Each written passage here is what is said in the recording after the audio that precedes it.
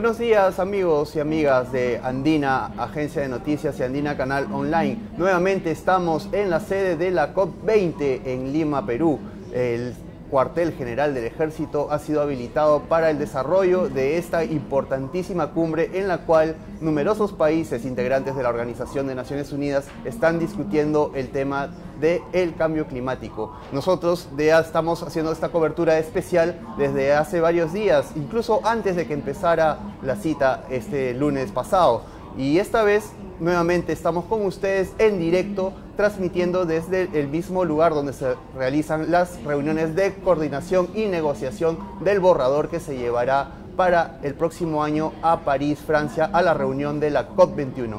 Bueno, y este día tenemos, como siempre, invitados especializados en este tema que nos van a dar mayores detalles sobre la participación peruana y de otras delegaciones en todo este movimiento. Bueno, empezamos la jornada de hoy con el director general de Cambio Climático para el Ministerio de Ambiente, el señor Eduardo Durán López Hurtado, quien está con nosotros y a quien saludamos. El señor también es el encargado de la organización y logística de toda esta infraestructura montada en San Borja con motivo de esta reunión. Difícil tarea, ¿verdad? Sin duda. Muchas gracias por la invitación a comentar sobre la misma. Sí, nosotros encantados de tenerlo aquí. Y bueno, queríamos empezar sabiendo de parte suya cuánta gente ya está viniendo aquí, qué movimiento humano es el que estamos registrando en estos primeros 5 días con el de hoy de COP20 en esta sede.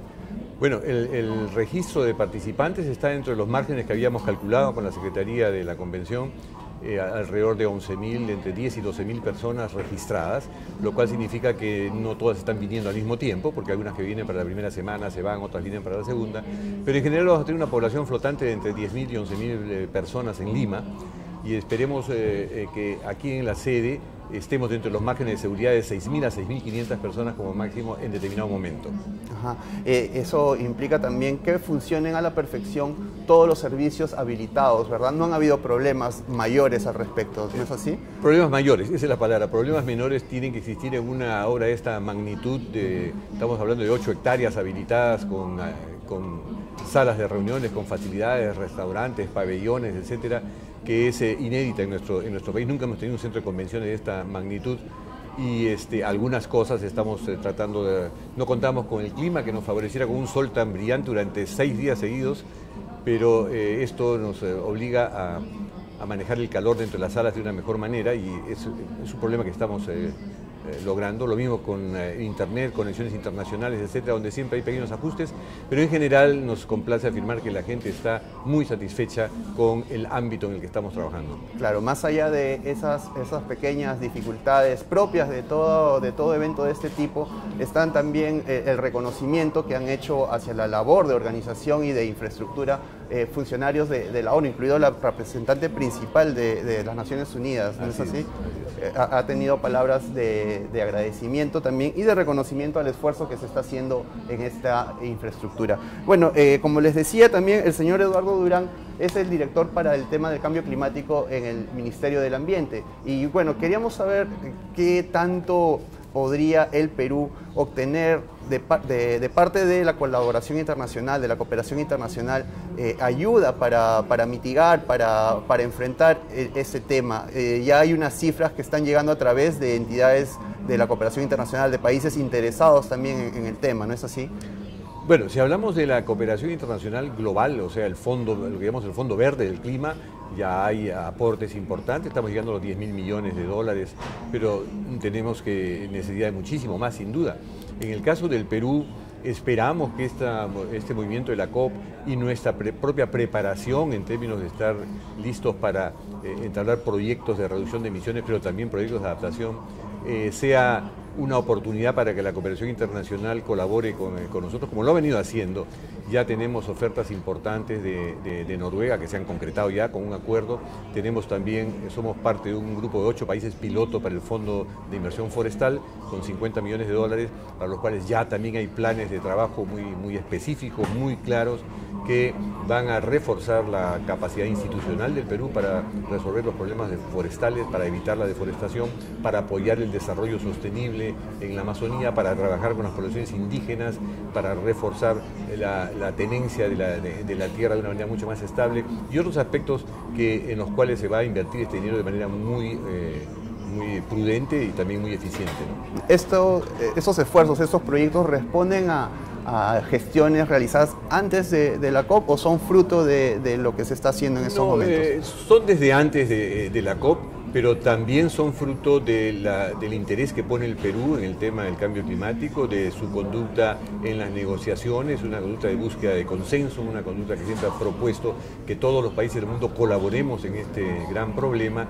Este esfuerzo es reconocido y el Perú, por otra parte, debido a su geografía, su gran diversidad cultural, geográfica, biológica, es un país muy atractivo para experimentar una serie de remedios y soluciones que se pueden aplicar en otros países y esto hace que sea un favorito, entre otros países por supuesto, de la cooperación internacional para tener proyectos conjuntos en reducción de emisiones y en procesos de adaptación, de gestión de riesgos por el clima.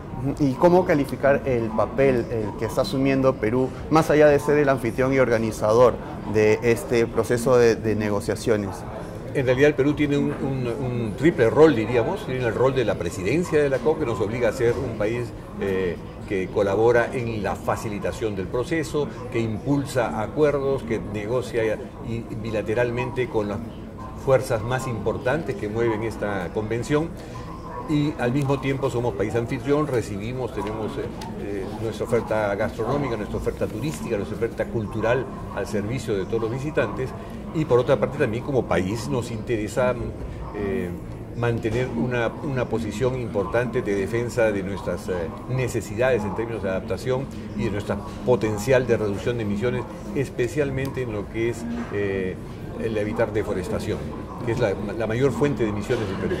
Y la presencia del sector privado, bueno, acá hablamos de un encuentro de estados, de representantes del Estado, pero también es sumamente importante contar con ese ámbito de la actividad humana, ¿no? El sector privado, ¿cómo se está manifestando el interés de en el cambio climático? El sector privado es fundamental en todo el mundo y el sector privado asociado en organizaciones mundiales participa de esta conferencia de las partes, tiene representación, no participa en las negociaciones mismas, que como bien ha dicho usted son de país, pero creo que van a tener un efecto demostración en nuestros empresarios locales, en nuestros gremios locales, que todavía necesitan entender un poco más la globalidad de este problema y necesitan entender que la competitividad del país a mediano plazo y a largo plazo va a estar basada en cuánto estemos considerando el impacto del cambio climático y en cuánto estemos reduciendo nuestra dependencia de los combustibles fósiles y en cuánto estemos bajando nuestra huella de carbono, porque esa va a ser el mundo competitivo del futuro.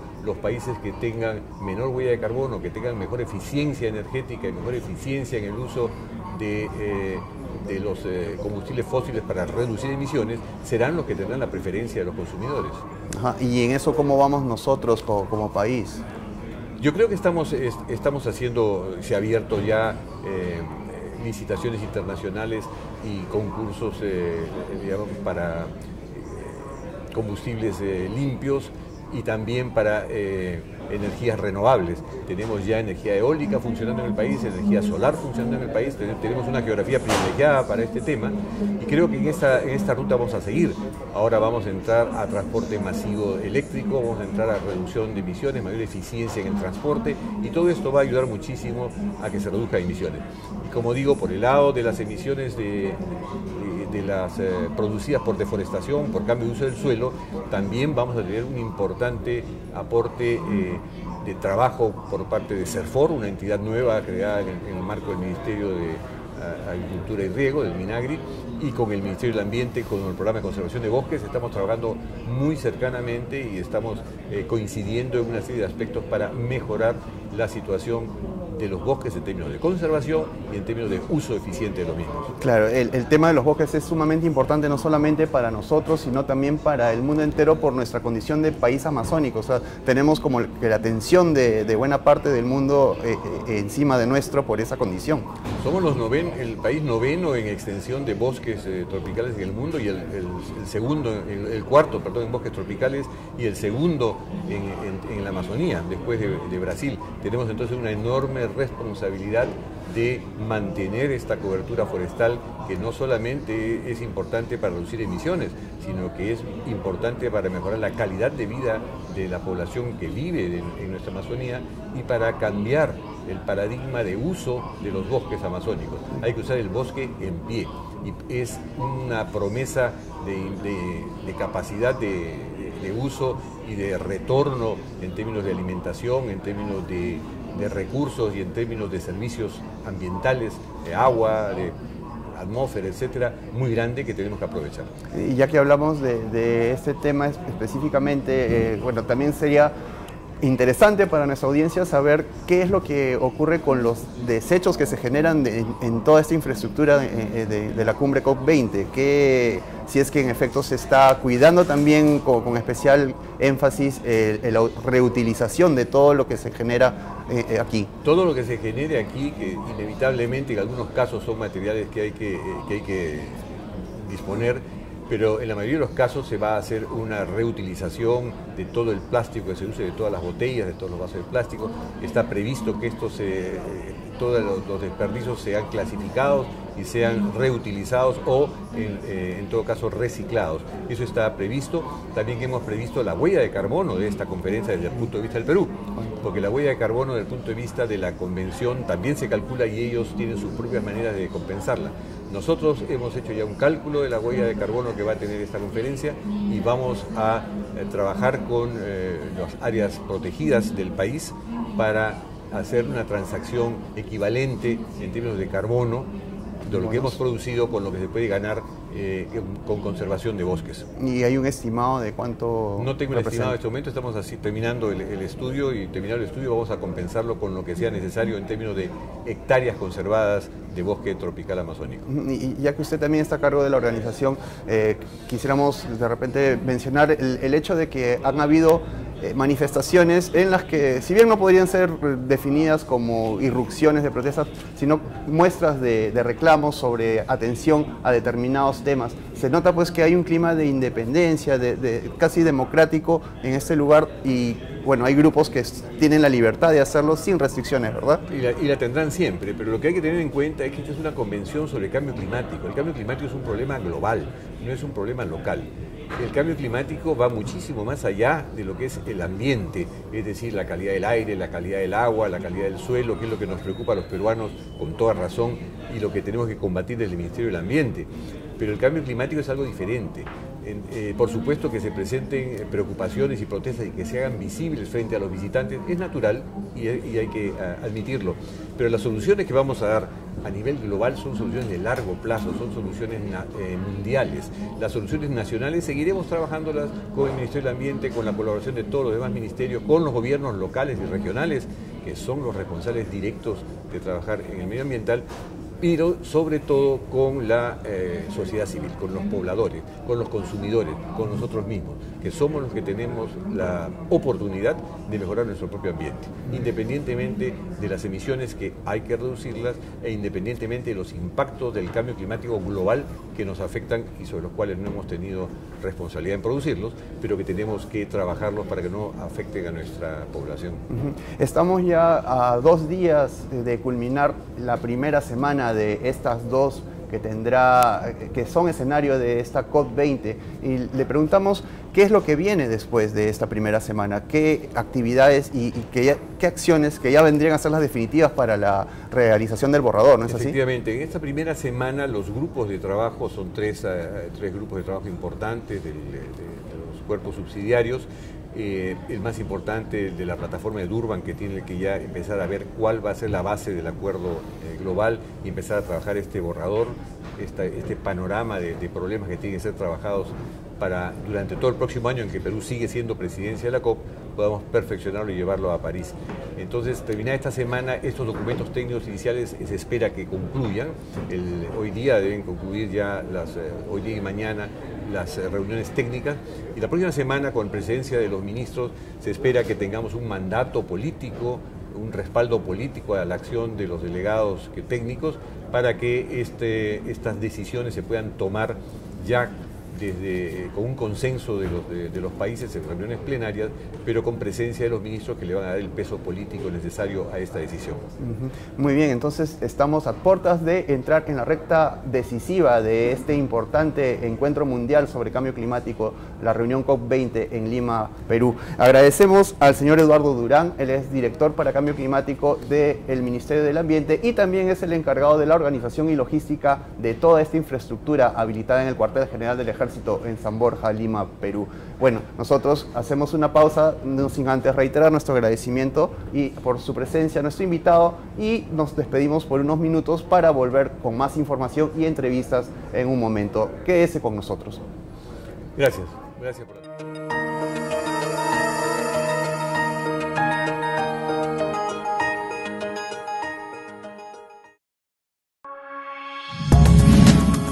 En diciembre del 2014, los ojos del mundo se concentrarán en el Perú. Más de 15.000 personas de 195 países, entre expertos, políticos y diversas organizaciones, llegarán a nuestro país para debatir sobre uno de los problemas más graves que enfrenta la humanidad, el cambio climático. En el año 2014, el Perú será sede de la COP20, la conferencia más importante sobre cambio climático en el planeta, convirtiéndose así en el segundo país en Sudamérica, después de Argentina, en organizar un evento de esta magnitud.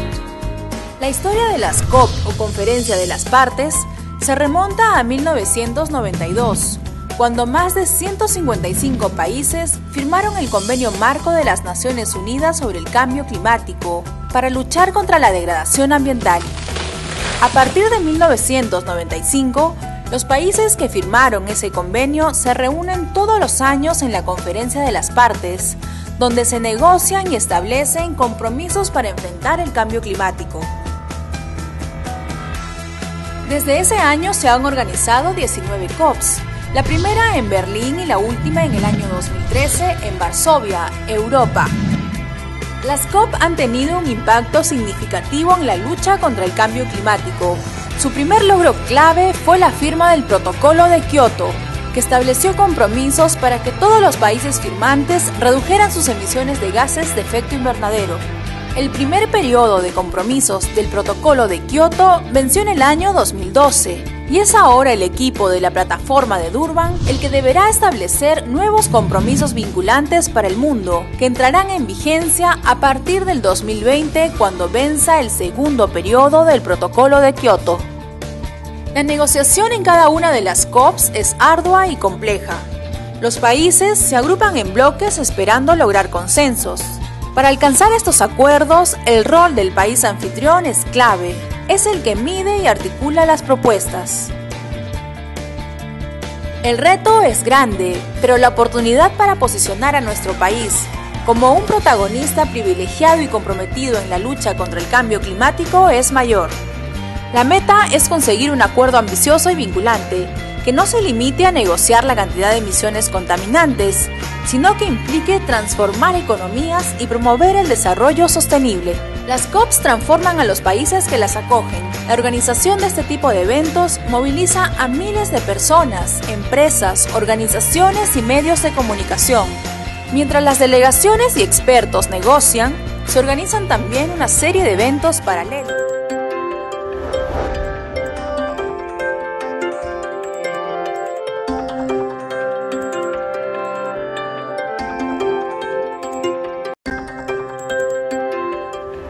Bueno, nuevamente estamos con ustedes, amigos y amigas, desde las ondas de Andina Canal Online a través de www.agenciaandina.com.p. Seguimos con esta cobertura especial en la reunión COP20 que tiene lugar en Lima, Perú, organizada por la Organización de las Naciones Unidas y desarrollada en una de las instalaciones del Cuartel General del Ejército desde el día lunes. nosotros estamos haciendo esta cobertura desde el mismo inicio de estas actividades y como ya han visto hemos conversado con varios personajes especialistas en este importante tema. Bueno, y esta vez tenemos en esta secuencia a Pedro Gamboa. Él es jefe del Servicio Nacional de Áreas Naturales Protegidas por el Estado, una entidad que se encarga de velar por el buen cuidado de áreas importantísimas para el ecosistema nacional y ecológico del Perú. Bueno, buenos días, señor Pedro Gamboa, encantado de tenerlo por aquí. Y bueno, queríamos en principio conocer lo que ayer ocurrió. Ayer se anunció a través del ministro del Ambiente y también del embajador de Estados Unidos la firma de un convenio importante que tiene que ver con la preservación de una de las más importantes, uno de los más importantes parques nacionales, que es el de Cordillera Azul. ¿Qué implica este acuerdo? ¿Qué es lo que estamos refiriéndonos con él? Los bonos de carbono son protagonistas de este acuerdo, ¿no es así? Muy buenas tardes. Así es. Las áreas naturales protegidas para su conservación requieren el trabajo en conjunto de muchos actores. Es imposible que el Estado lo pueda hacer solo. Y para ello ha escogido una modalidad que se llama contrato de administración, por el cual el Estado celebra un acuerdo con una asociación sin fines de lucro para hacer una cogestión del área natural protegida. Esta cogestión implica apoyo técnico y apoyo financiero. Este apoyo financiero se puede generar de distintas maneras. En el caso del Parque Nacional Cordillera Azul, la propuesta que hizo la ONG CIMA Cordillera Azul fue la generación de créditos de carbono y su comercialización. Lo que ayer hemos sido testigos ha sido del mayor acuerdo celebrado en nuestro país de una compra-venta futuro por parte de una organización internacional como es Altelia, quien se ha comprometido en adquirir 8 millones de toneladas de créditos de carbono en los próximos 7 años, con lo cual estaría asegurando la conservación de este Parque Nacional Cordillera Azul de 1.353.000 hectáreas. ¿Es la primera vez que se da un acontecimiento de este tipo referido a nuestros bosques protegidos? En la magnitud de la compra, sí, es la mayor compra que se ha realizado en nuestro país. Ajá. Y entendamos primero también el concepto, ¿no?, de estos parques nacionales, de estos bosques. ¿De qué hablamos cuando nos referimos a este término de parque nacional? ¿Qué es lo que comprende? Extensiones inmensas, supongo, de áreas donde hay todo un ecosistema de flora y fauna. ¿Cuáles son los principales en nuestro país? A ver, nosotros cuando hablamos de áreas naturales protegidas, hablamos de categorías de áreas naturales protegidas. Una de las categorías es el Parque Nacional, que implica ecosistemas grandes. Por eso cuando hablamos de un parque, hablamos como el caso de Manu de 1.700.000, hablamos del Parque Nacional Topurús de 2,5 millones y hablamos de este Parque Nacional Cordillera Azul de 1.353.000.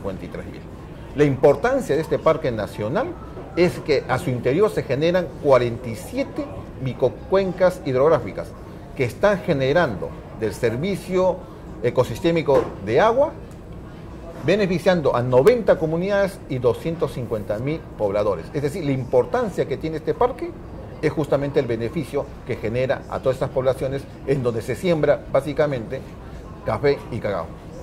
Ajá. Y aparte de esto también ha mencionado otros nombres de parques.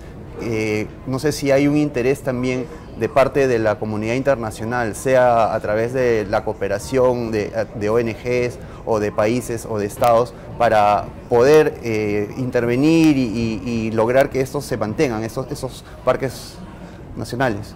Definitivamente, siempre hemos tenido apoyo de la cooperación internacional. Una de las más importantes ha sido la cooperación del gobierno americano a través de USAID y de la cooperación alemana. En una época teníamos inclusive todo el presupuesto institucional, casi el 60% era asumido por la cooperación internacional. Lo positivo es que el Estado peruano, a través del gobierno, ha tenido un interés particular justamente de generar mayores ingresos a las áreas naturales protegidas. Cuando nos creamos en el año 2009, nuestro presupuesto era de 9 millones de soles. Este año, en el 2014, nuestro presupuesto ha sido quintuplicado, 49 millones de soles. Y para el próximo año, año 2015 en el presupuesto que se ha aprobado recientemente en el Congreso, hemos tenido un incremento de 30%. Nuestro presupuesto pasa a ser ahora de 64 millones y medio. O sea, el Estado está tomando en consideración la importancia de las áreas naturales protegidas y le está brindando los recursos económicos para su conservación. Ajá, es importante entonces contar con ese tipo de apoyo y de interés. De repente nuestra audiencia no relaciona todavía muy bien los conceptos de emisión de carbono con lo que referido a bonos emitidos al respecto. ¿Cómo explicar de una manera simple que existe ya mecanismos a nivel mundial por los que se compensa estas emisiones con dinero para prevenir mayor impacto de la contaminación? A ver, lo que nosotros estamos manejando es lo que se denomina proyectos REC Plus, que significa evitar deforestación y degradación de suelos. Eso implica que a un área natural protegida tiene una amenaza de deforestación o degradación de suelos. Y por lo tanto, lo que tú evites es lo que te reconocen entidades extranjeras que te verifican y validan en toneladas de créditos de carbono. En el caso del Perú, tenemos esta experiencia en 4 áreas naturales protegidas. Y en 3 años de verificación y validación, se ha acreditado que hemos evitado la deforestación de 28.000 hectáreas, es decir, el tamaño de las islas Gran Caimán.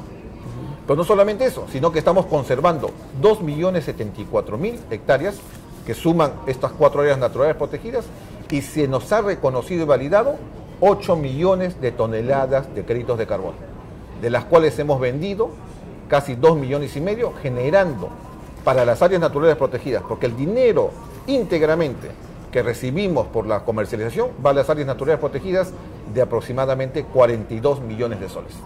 Estas áreas naturales también cuentan con población nativa en algunos de los casos. Si fuera el caso, ¿cómo es que esta podría verse beneficiada? ¿Estos grupos humanos podrían verse protegidos también? Muy sencillo. La estrategia para evitar la deforestación y la degradación no es una estrategia únicamente de control y vigilancia, porque si no, para ello necesitaríamos nosotros un ejército de personas para que controlen y supervisen un área natural protegida. ¿Cómo es que trabajamos? A través de alianzas que se crean con las poblaciones locales.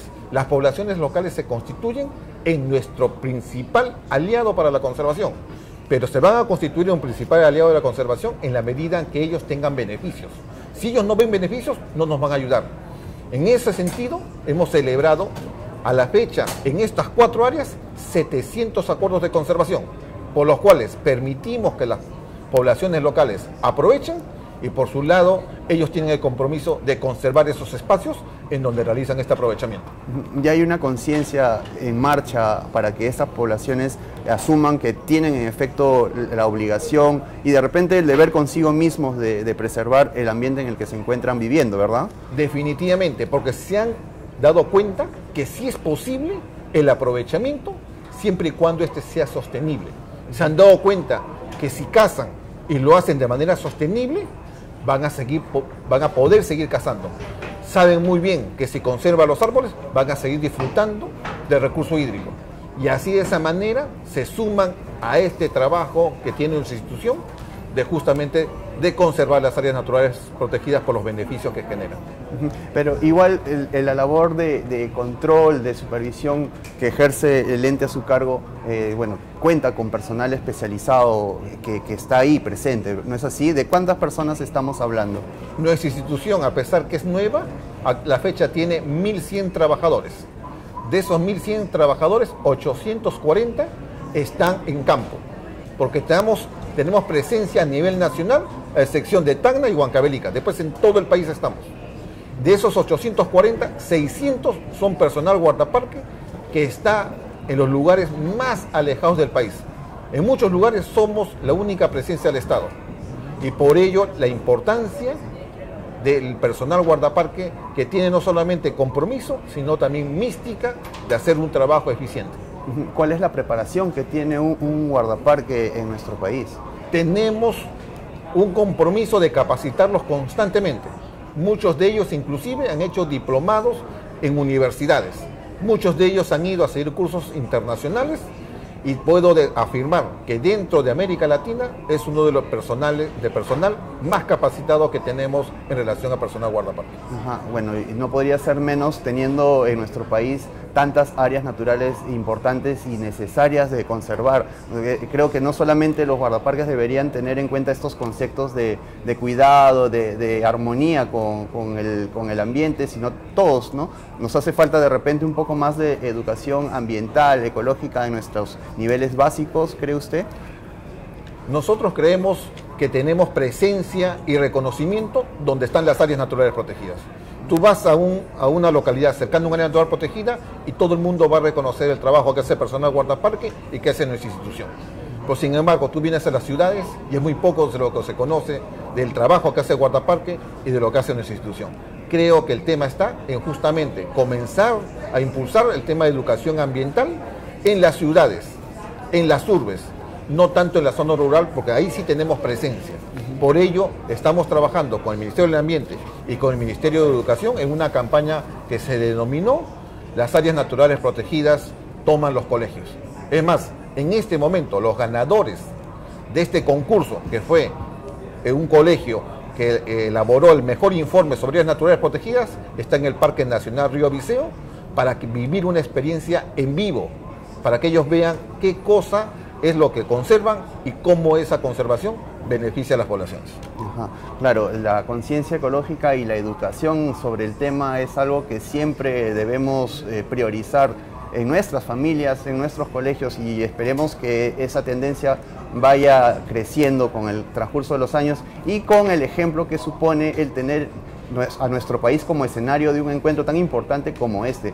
Finalmente, señor Gamboa, bueno, tal vez esta reunión de Lima COP20 ha servido para que usted, como titular del Senado, haya podido intercambiar experiencias con gente también de organismos análogos que hay en otras partes del mundo, o no ha sido así.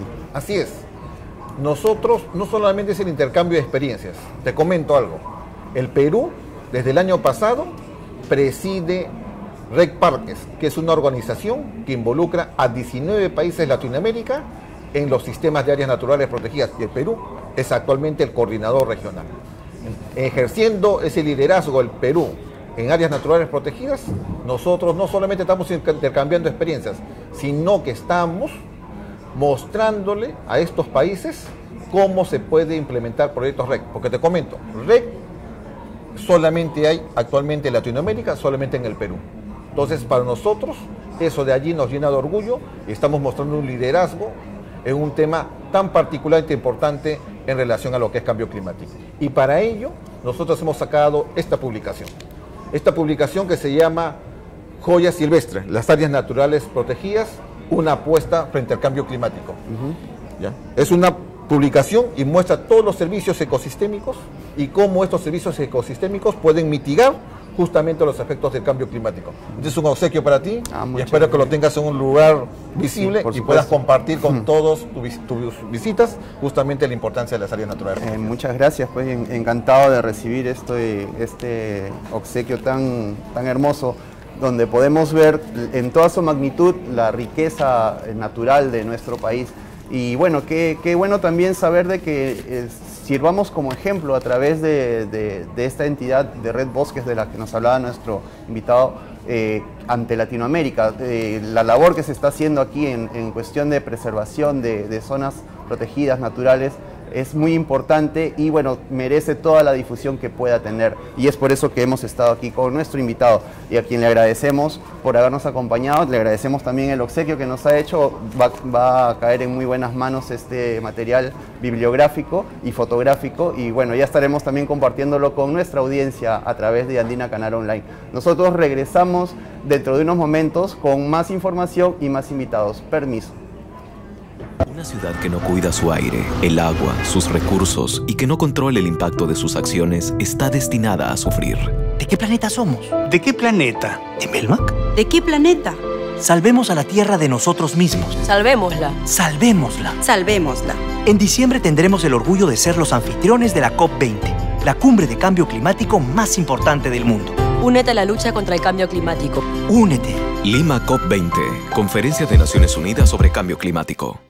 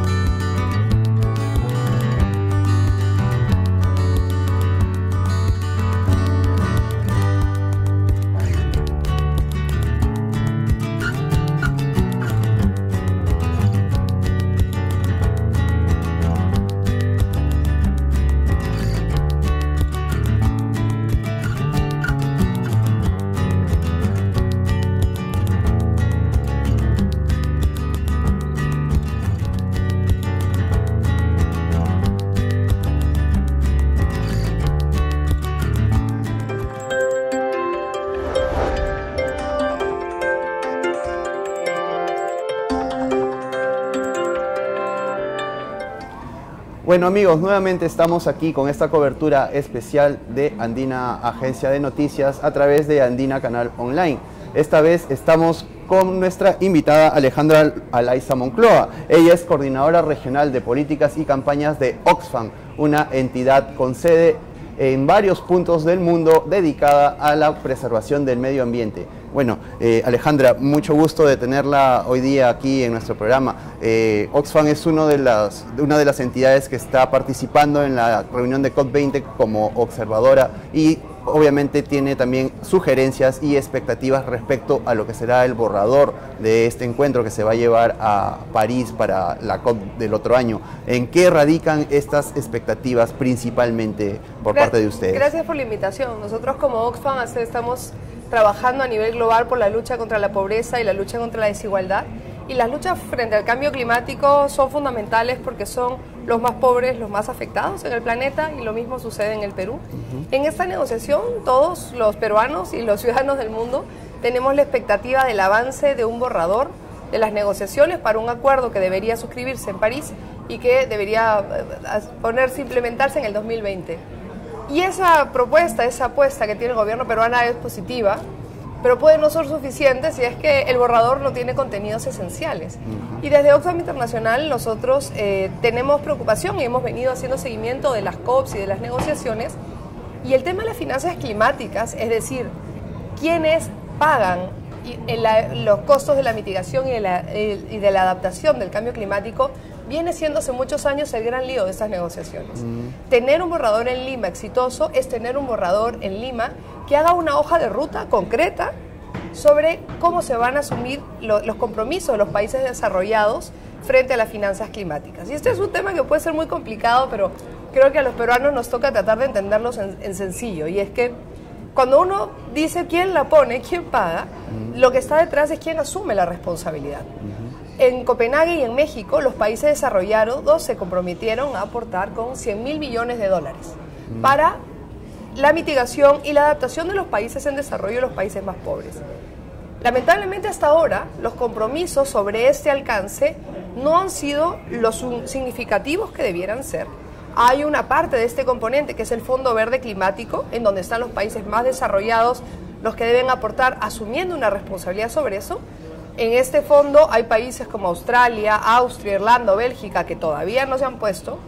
Y hay otros fondos que, sumados todos estos, no llegan ni a la mitad de los 100.000 millones comprometidos y acordados. Entonces, lo que viene pasando en estas negociaciones es que se han comprometido, pero no han dicho cómo, no han dicho quiénes y no han dicho cuánto. Y eso debería ser materia de este borrador. Creemos que este borrador debería implementar una hoja de ruta de cómo va a hacerse eso. No lo vamos a resolver todo en Lima, pero deberían tener compromisos más concretos. ¿Por qué? Cuanto más nos demoramos en definir el financiamiento climático, es decir, cómo invertimos para que haya mitigación y menos impacto climático, y cómo invertimos para la adaptación, para que la gente sufra menos, los costos de mitigar y de adaptar son mayores, porque el cambio climático es mayor. El estudio que nosotros recientemente hemos lanzado advierte que solo para mitigación los fondos calculados deberían ser de por lo menos 500.000 millones de dólares anuales. Entonces, son 5 veces más de lo que está hoy comprometido. La necesidad para limitar el impacto y no superar los 2 grados son 5 veces lo que hoy está comprometido.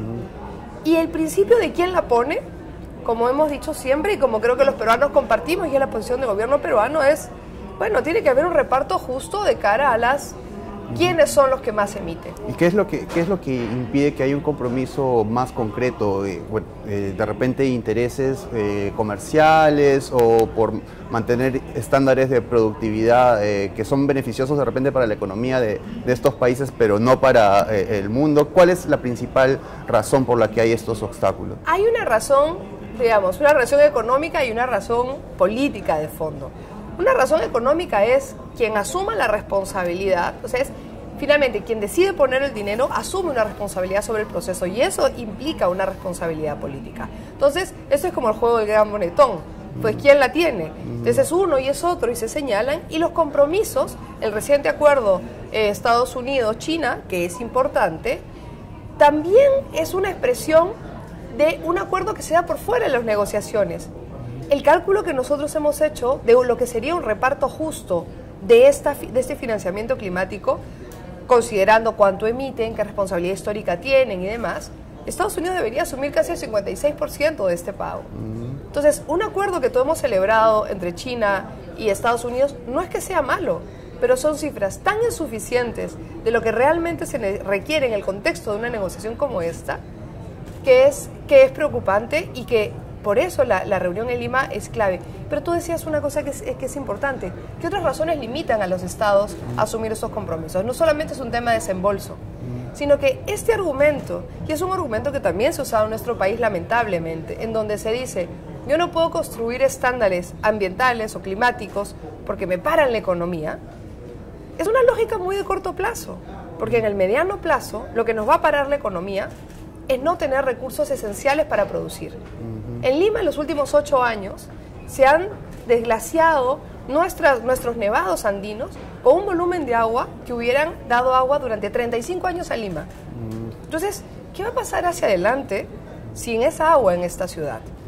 El cálculo que nosotros tenemos es que en los próximos 20 años los Andes peruanos van a producir la mitad de alimentos si no comenzamos a actuar frente al cambio climático ahora. Entonces, esa decisión de hoy no lo hago porque me cuesta mucho, tiene un impacto de esta dimensión que no es de unos o de otros, sino es de todos. Entonces aquí el reto de soluciones reales frente al cambio climático es buscar un borrador, y un borrador con contenidos, un borrador en serio en esta negociación, pero también mirar una política nacional que tiene que ser coherente con el liderazgo de una presidencia peruana y asumir compromisos de mantener y mejorar estándares ambientales y climáticos. Lamentablemente este año han habido varios y graves retrocesos, y asumir nuevos compromisos como la Ley Nacional de Cambio Climático, que tiene que ser una ley en serio, que tiene que ser una ley que le dé autoridad al Ministerio del Ambiente como ente rector.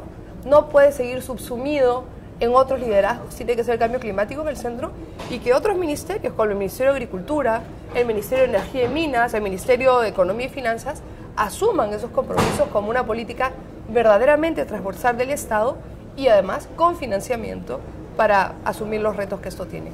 No se resuelve todo en las negociaciones, necesitamos políticas nacionales, y este año esa agenda interna no se ha visto como deberíamos o como esperábamos verla, ¿no?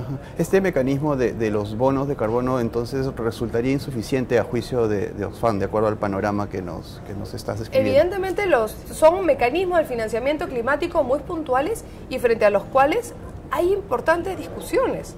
Una importante discusión es cómo, en términos de los servicios ambientales que brinda el bosque, lo que hacemos no solamente es crear un sistema financiero alrededor de él a partir de los bonos, sino cómo valoramos, reconocemos y le damos un rol a quienes están protegiendo estos bosques, que son los que emiten, finalmente donde salen los bonos de carbono.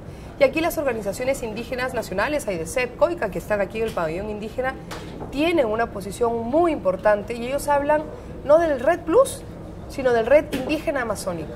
Y una de las demandas fundamentales es que para proteger los bosques y para tener bonos de carbono, tiene que haber titulación de los territorios comunales de los pueblos indígenas. La titulación colectiva de los pueblos indígenas es un mecanismo muy concreto para luchar contra el cambio climático, y esa es una agenda por la cual están hoy en el pabellón indígena nuestros hermanos de la Amazonía, y es una agenda por la que murieron los 4 líderes ayénicas en Sahueto, en Ucayali, en septiembre.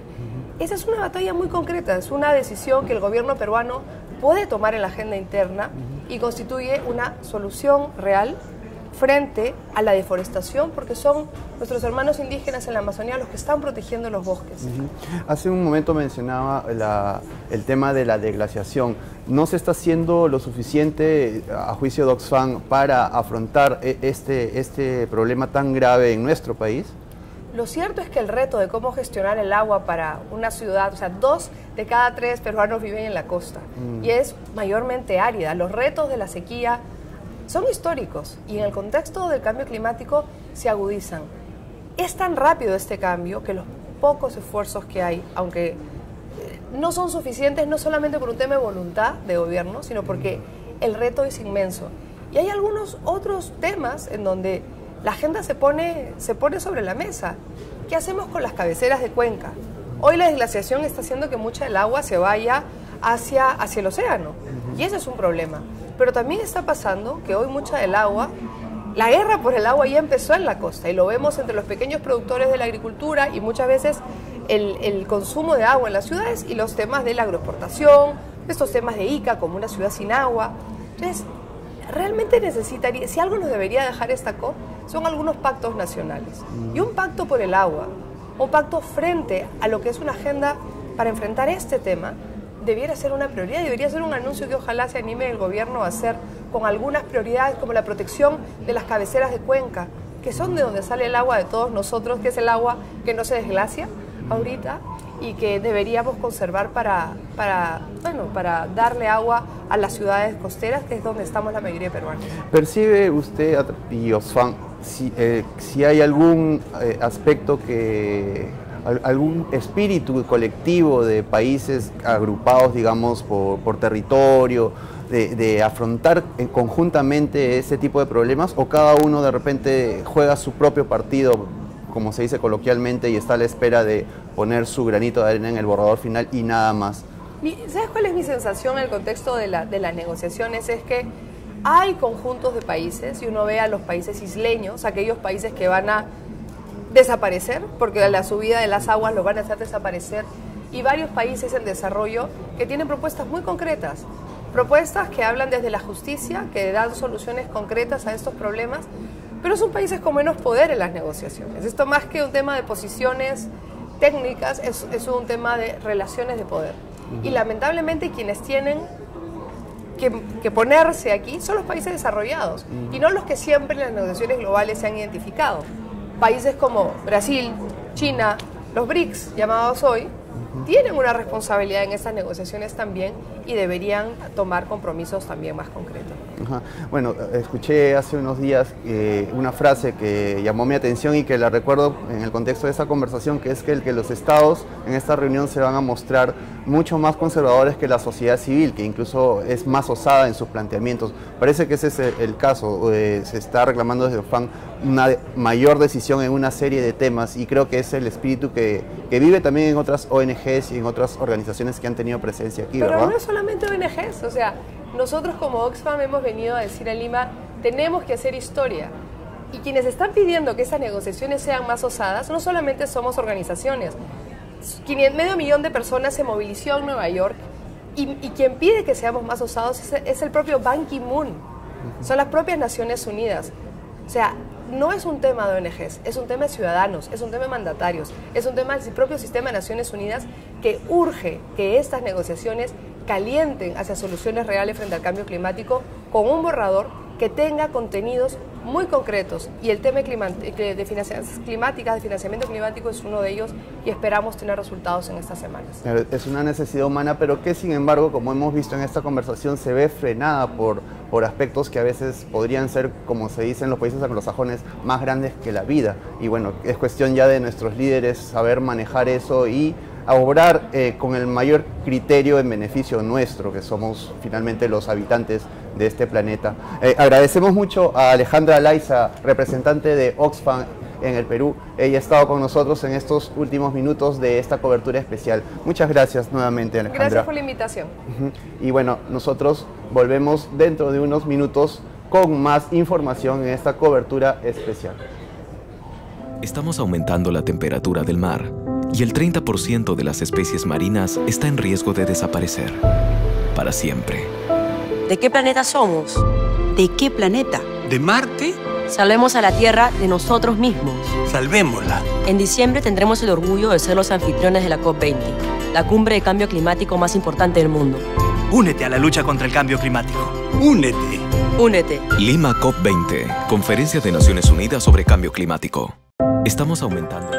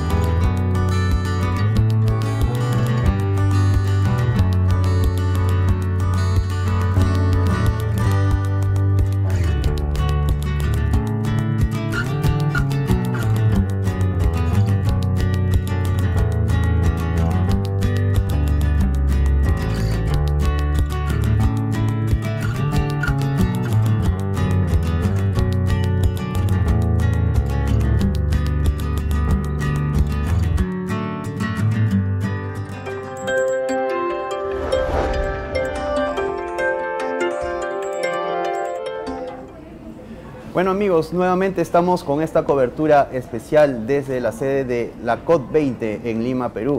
Esta importante reunión organizada por las Naciones Unidas para prevenir el cambio climático. Y hemos estado en estos últimos minutos con invitados que desde diversas ópticas nos han hablado sobre diversos matices que tiene esta reunión, desde la preservación de recursos naturales y de parques nacionales como los nuestros a través de mecanismos financieros novísimos cuya efectividad está por verse, así como también el punto de vista de la sociedad civil y de los organismos no gubernamentales como Oxfam, con cuya representante hemos hablado hace unos minutos.